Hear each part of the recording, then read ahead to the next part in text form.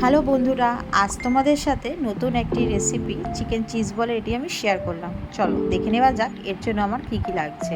প্রথমে এর মধ্যে আমি 250 গ্রামের মতো বনলেস চিকেন নিয়ে নিয়েছি।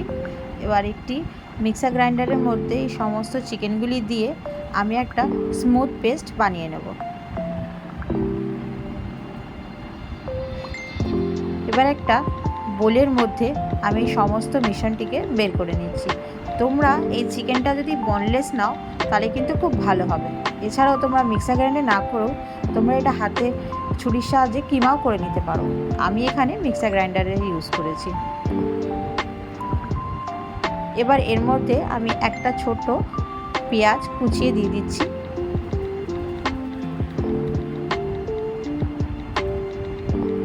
স্বাদ মতো অল্প করে আমি নুন দিয়ে দিয়েছি এর মধ্যে।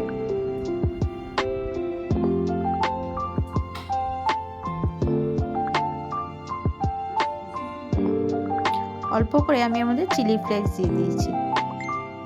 আমি এখানে অল্প করে দিয়েছি, তোমরা তোমাদের স্বাদ অনুসারে দিতে পারো। এবার এর মধ্যে আমি অল্প করে অরিগ্যানো দিয়ে দিচ্ছি।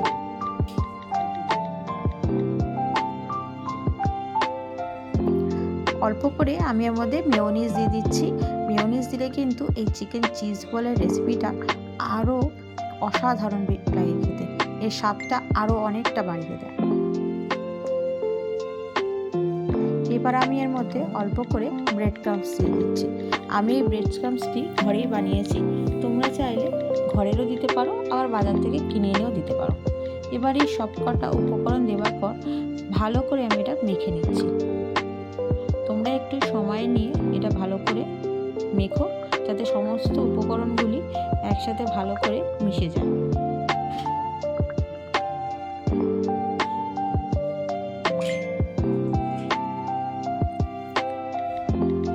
এরপর আমি এই মিশ্রণটিকে একটি সাইডে রেখে একটা বাটির মধ্যে আমি একটা ডিম ফাটিয়ে নিয়েছি এবং সেটার মধ্যে অল্প করে নুন দিয়ে আমি ভালো করে গুলে নিচ্ছি। তোমরা চাইলে এটার মধ্যে অল্প করে বিট নুন বা লঙ্কা গুঁড়ো বা ব্ল্যাক পেপারও দিতে পারো, আমি এখানে দিইনি। এবার এই চিকেনের পুরটাকে আমি হাতের চেটোর সাহায্যে একটা গোলাকারে শেপ দেবো, যার মধ্যে আমি মাঝখানে আমি অল্প মজেরেলা চিজ দিয়ে দিয়েছি। তোমাদের কাছে যদি মজেরেলা চিজ না থাকে তোমরা এমনি স্লাইস চিজও ব্যবহার করতে পারো। মজেরেলা চিজ দিলে পুরো দোকানের মতো স্বাদ লাগে, তাই আমি তাই দিয়েছি। এরপর আমি এই চিজ বলটাকে একটা ডিমের মধ্যে ভালো করে লাগিয়ে নিচ্ছি, যাতে এর ভালো করে একটা কোটিং তৈরি করব। তারপর এর মধ্যে অল্প করে ব্রেড ক্রাম্বস দিয়ে এটা হাতের সাহায্যে ভালো করে চেপে দিচ্ছি। দেখতেই পাচ্ছ আমার এই চিজ বলটা কতটা সুন্দর হয়েছে।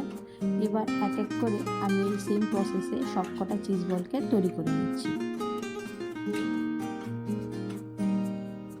আমি এখানে একটাই কোটিং দিয়েছি, তোমরা চাইলে দুটো কোটিংও দিতে পারো। এই চিজ বলগুলি বানানোর পর যদি এটাকে 1 ঘন্টা ফ্রিজে রেখে দেওয়া যায় তাহলে কিন্তু আরও ভালো হয়। এরপর আমি একটা ফ্রাই প্যানের মধ্যে এগুলোকে ভালো করে ডিপ ফ্রাই করে নিচ্ছি। দেখতেই পাচ্ছ আমার এই চিজ বলগুলি কতটা সুন্দর এবং অ্যাট্রাকটিভ হয়েছে।